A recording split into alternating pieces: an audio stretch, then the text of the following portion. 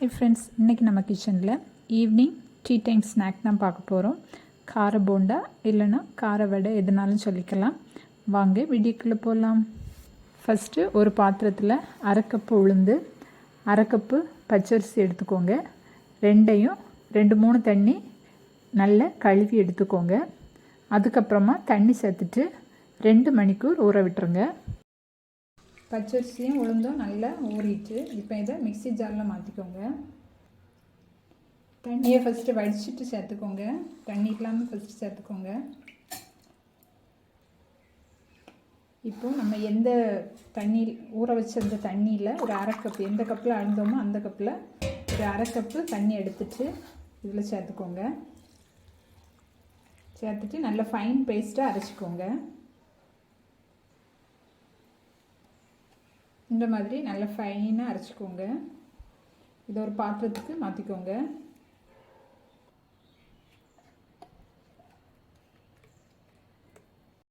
எந்த கப்பில் அரிசி உளுந்து அளந்தீங்களோ அதே கப்பில் அரை கப்பு கடலை மாவு சேர்த்துக்கோங்க. உளுந்து அரை கப்பு, பச்சரிசி அரை கப்பு, கடலை மாவு அரை கப்பு, எல்லாமே சம பங்காக எடுத்துக்கோங்க. கடலை மாவு சேர்த்துட்டு நல்லா மிக்ஸ் பண்ணி விட்டுக்கோங்க.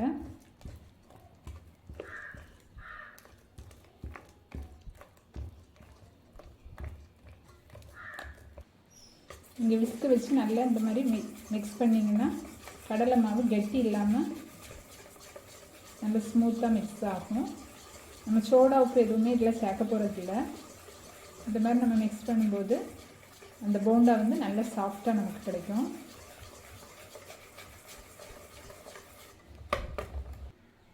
நல்லா மிக்ஸ் பண்ணியாச்சு. இப்போ இதில் பொடியாக கட் பண்ண ஒரு மீடியம் சைஸ் வெங்காயம் சேர்த்துக்கோங்க. ஒரு கொத்து கருவேப்பிலையை பொடியாக கட் பண்ணி அதை சேர்த்துக்கோங்க. 2 பச்சை மிளகாவை பொடியாக கட் பண்ணி சேர்த்துக்கோங்க. ஒரு சின்ன துண்டு இஞ்சி பொடியாக கட் பண்ணி சேர்த்துக்கோங்க. 2 கொத்து மல்லி இலையை பொடியாக கட் பண்ணி சேர்த்துக்கோங்க. அரை டீஸ்பூன் மிளகாத்தூள் சேர்த்துக்கோங்க.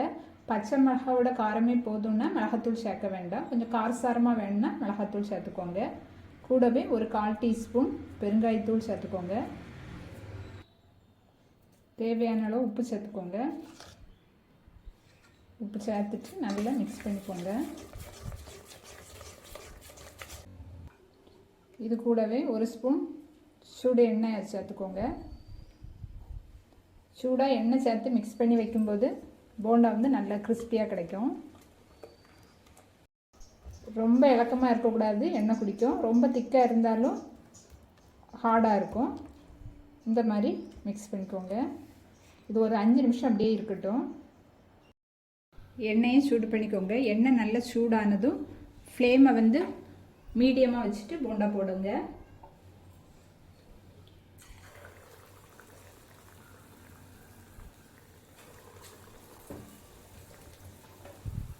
ஃப்ளேமை வந்து லோவாக வச்சிடாதீங்க, அப்புறமா எண்ணெய் குடிக்கும். ஒரு பக்கம் வந்ததும் அடுத்த பக்கம் மாற்றி போட்டுக்கோங்க.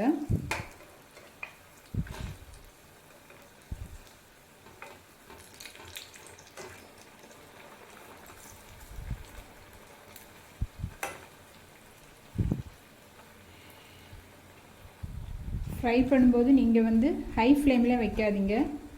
வெளியே சீக்கிரமாக வெந்துடும், உள்ளே வேகாது. மீடியமாக வச்சு ஃப்ரை பண்ணிக்கோங்க. 2 பக்கமும் நல்ல கோல்டன் கலர் வந்ததும் எடுத்துக்கோங்க. இந்த மாதிரி எல்லா போண்டாவையும் போட்டு எடுத்துக்கோங்க. போண்டா சூப்பராக ரெடி ஆயிடுச்சு. சாஃப்டாக, வெளியே கிறிஸ்பியாக ரெடி ஆகிருக்கு. நீங்களும் ட்ரை பண்ணிவிட்டு கமெண்ட் பண்ண மறக்காதீங்க.